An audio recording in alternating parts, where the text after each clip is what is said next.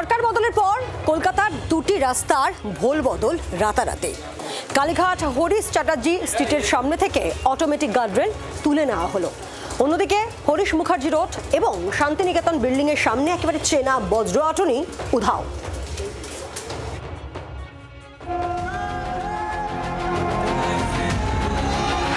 লাল সবুজের পর এবার গেরুয়া।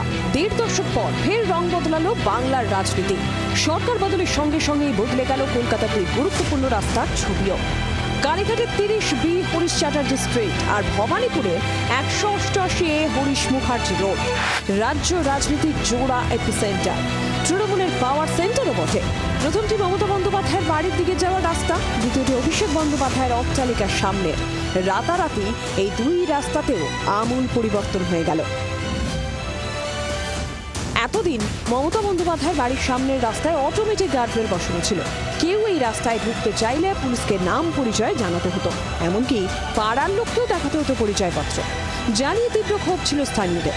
মঙ্গলবার সকাল থেকে এই রাস্তা অবাধ, সরে গেল অটোমেটিক গার্ডরেল।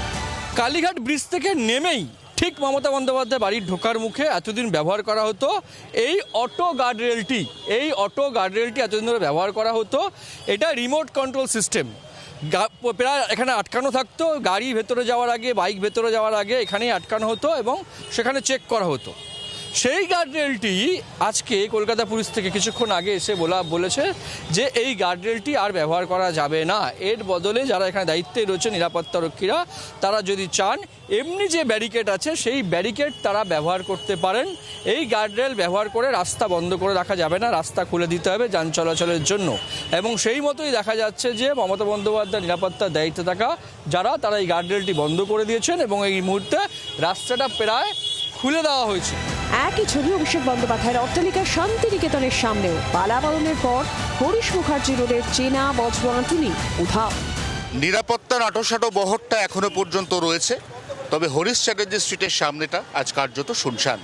আমরা দেখতেও পাচ্ছি এই মুহূর্তে যেখানে প্রচুর পুলিশকর্মী এখনো পর্যন্ত মোতায়েন রয়েছেন।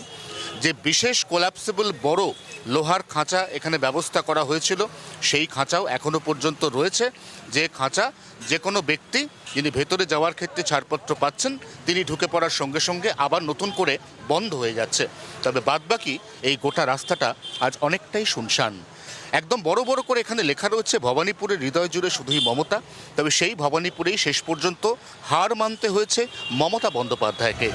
নতুন সরকারের নতুন পুলিশ মন্ত্রী শান্তিনিকেতনের সামনের এই ব্যারিকেডটুকু সরিয়ে দেন কিনা সেটা সময় বলবে। তবে রাতারাতি এই পথের পরিবর্তন অনেক ইঙ্গিত দিয়ে যাচ্ছে। ক্যামেরায় দীপ ও রতনের সঙ্গে অয়ন প্রবীরের রিপোর্ট, জি ২৪ ঘন্টা। বাংলার আওয়াজ, বাঙালির আবেগ, জি ২৪ ঘন্টা।